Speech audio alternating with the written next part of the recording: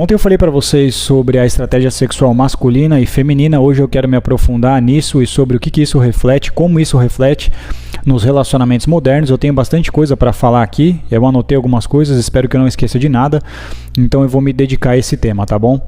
Vamos lá, desde o início. Qual que é a estratégia sexual masculina? Vamos chamar de hipogamia, acesso a sexo ilimitado. Qual que é a estratégia sexual feminina? Hipergamia, é o equilíbrio perfeito entre alfa e beta. O que seria isso, tá? Que a mulher quer? A mulher ela quer a melhor qualidade possível. O que é a melhor qualidade possível, rapaziada? É aquilo que a gente chama de beta e alfa no mesmo homem. Não leve ao extremo aos termos, tá? Só para a explicação ficar legal. É o cara que ele tem o relacionamento, a provisão, a segurança a longo prazo, a proteção, a paternidade, beleza? A estabilidade, beta e alfa. Atração sexual por ele, reprodução, entendeu? Um cara que eu tenho legítimo interesse por ele, por quem ele é e por como ele é. Então a mulher quer esse equilíbrio num único homem. O alfa e o beta no mesmo homem. Isso é a hipergamia, tá bom? Como que está atualmente a estratégia sexual masculina no mercado sexual vigente? Teoricamente, 80% dos homens estão com a estratégia sexual comprometida, ou seja, estão no 0 a 0. Beleza? Estão no 0 a 0, ou no que eu chamo de mentalidade escassa. Para as mulheres é o oposto. As mulheres hoje no mercado sexual, elas estão 80% pelo menos, teoricamente, estão com a estratégia sexual delas eficiente e ativada. Elas estão no que eu chamo de mentalidade abundante passiva. Tem 3 mentalidades, rapaziada. Você tem a mentalidade escassa, que é a que o homem começa. Você tem a mentalidade abundante, que o homem desbloqueia. Ou alguns homens mais destacados, como a gente diz, 20%, 10% dos homens, às vezes já tem, por ter uma genética muito boa, ou um game muito foda, ou muito status, o que quer que seja. Ou conquistaram a mentalidade abundante, beleza? Ou você tem os homens que chegaram num nível muito alto de sucesso e status e eles desbloquearam a mentalidade abundante passiva. Mas normalmente o homem comum, ele começa no 0 a 0, ele começa na mentalidade escassa, ou seja, a estratégia sexual masculina que é hipogamia, ou melhor, acesso a sexo ilimitado, está comprometida, porque o homem está no 0 a 0. Já a mulher não.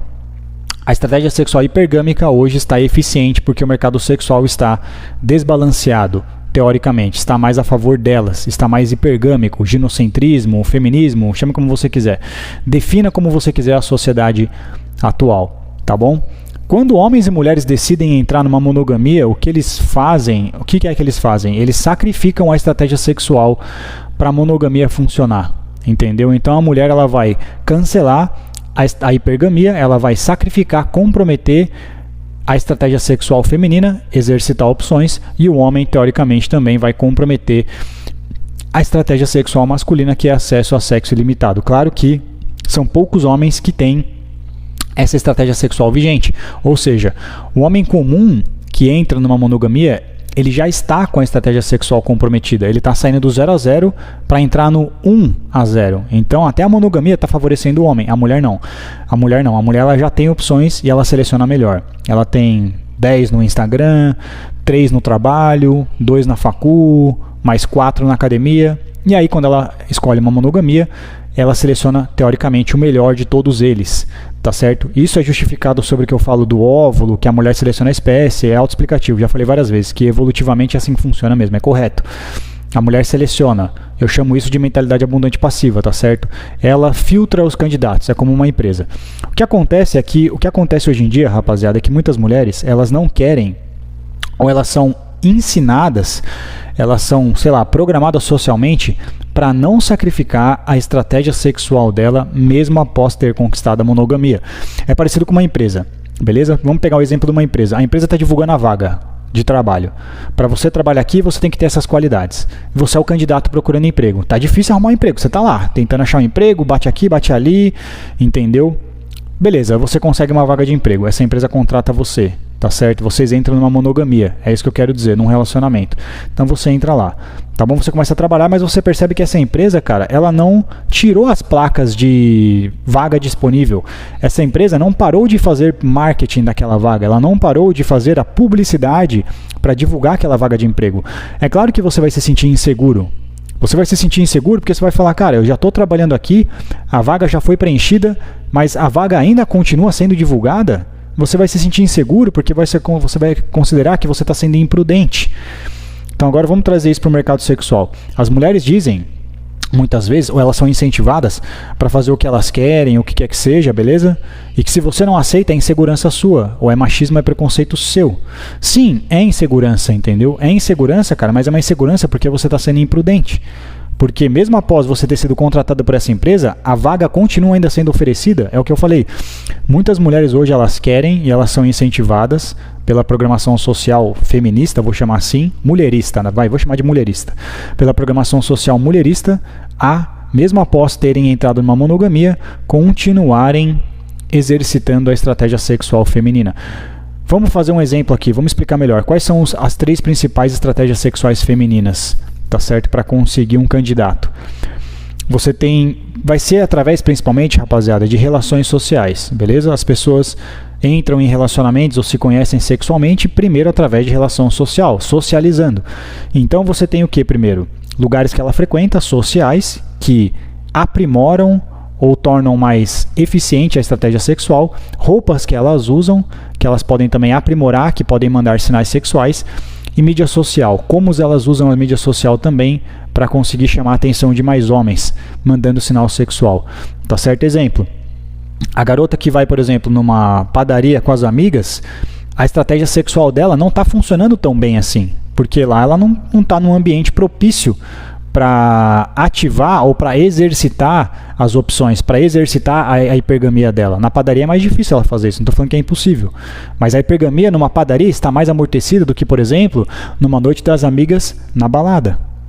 E é aquilo que eu estou dizendo. Por exemplo, a mulher, mesmo após ela ter conseguido a monogamia, ela quer continuar usando a estratégia sexual dela. Eu quero ir para a noite das amigas, toda maquiada, entendeu? Toda arrumada, com roupas provocantes, que muitas vezes, dependendo da roupa, é um sinal sexual. Decote, sei lá, lingerie, o que quer que seja, são sinais sexuais. Então não só a mulher está usando roupas que emitem sinais sexuais, como também ela está indo num lugar que facilita para ela exercitar opções, que é uma balada à noite, toda maquiada. Tá bom? Como o Bruno comentou numa live, por exemplo, a questão do blush, não sei como é que chama, aquele negócio que pinta de rosa o rosto de vermelho, ele representa o quê? Ruborização, excitação, é um sinal sexual também. Então muitas mulheres querem se vestir de forma mais sexual, irem para um lugar mais sexualmente propício para exercitar opções, mesmo estando numa monogamia, cara. E elas são incentivadas a isso, a fazerem isso. Principalmente pelo quê? Para que você acha que serve aquela série Sex Life? O que aquela série Sex Life fala para as mulheres e ensina para as mulheres? Justamente fazerem isso. Justamente para as mulheres, mesmo na monogamia, permanecerem exercitando opções. Entendeu? Permanecerem com a estratégia sexual delas ainda funcionando, ativada. Entendeu? E o que é o pior de tudo, rapaziada? O que é o pior de tudo é que, por exemplo, cara, não sei se diretamente ou indiretamente, esse comentário meu agora pode estar viciado, porque a gente não viu ainda como vai ser a repercussão dessa lei.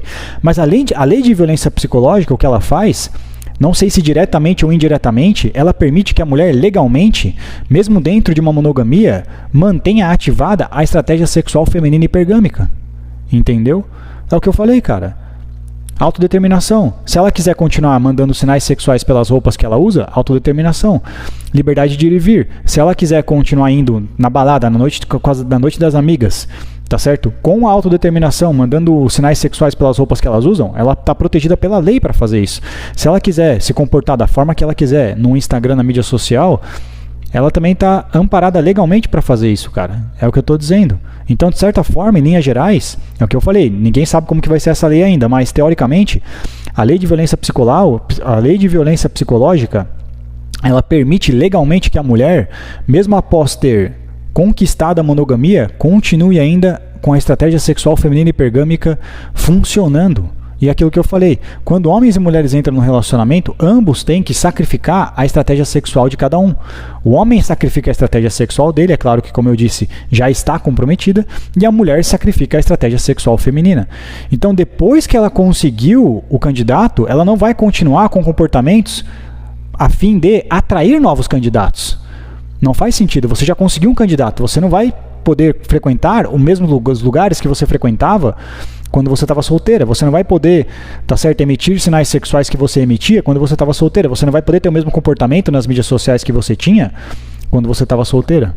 Só que a lei de violência psicológica fala que elas podem ter, mesmo estando namorando numa monogamia, cara. Teoricamente, não sei como vai ser a repercussão da lei ainda, beleza? Por que que o homem não quer que uma mulher continue com a estratégia sexual feminina hipergâmica após a monogamia? Porque o homem não quer perder o óvulo. É isso.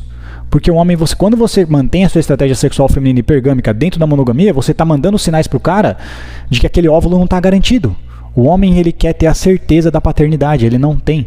Então, se você tem um comportamento que você ainda está com a sua hipergamia ativada, quer dizer que, teoricamente, você ainda está verificando candidatos. Você ainda está, pelo menos, mandando sinais para outros candidatos.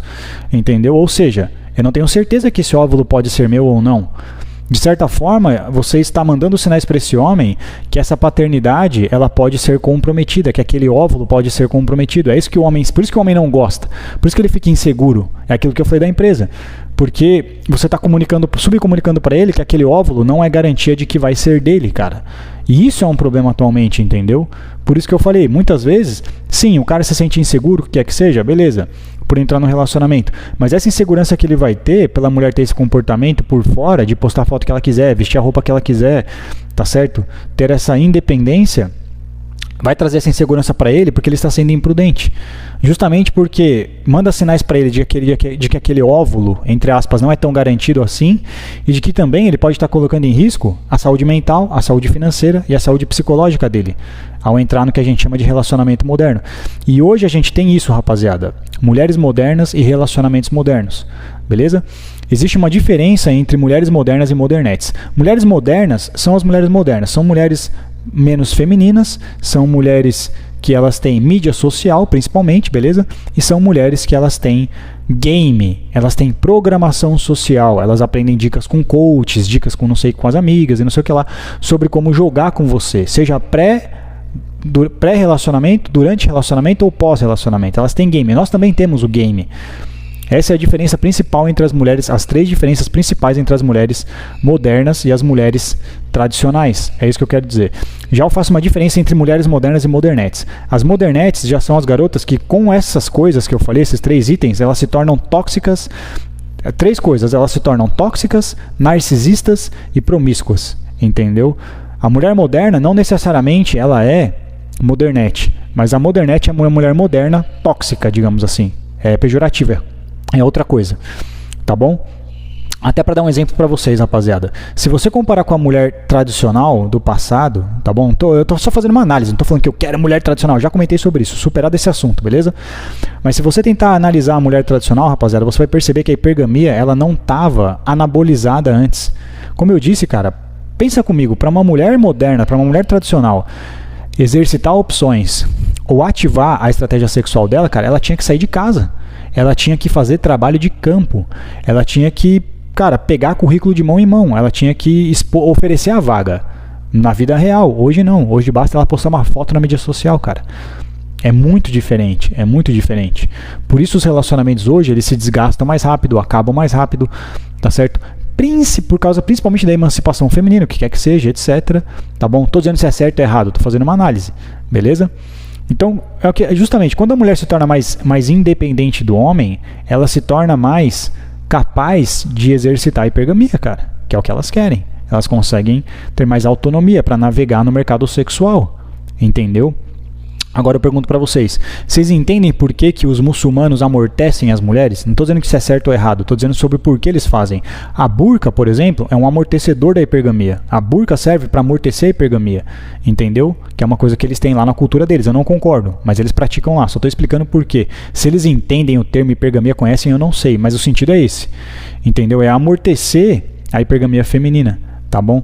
Então, a diferença é que hoje, por exemplo, cara, uma garota, ela não tem que sair de casa fazer trabalho de campo, principalmente se você considerar que as mulheres, rapaziada, lá no passado, cara, elas nem trabalhavam.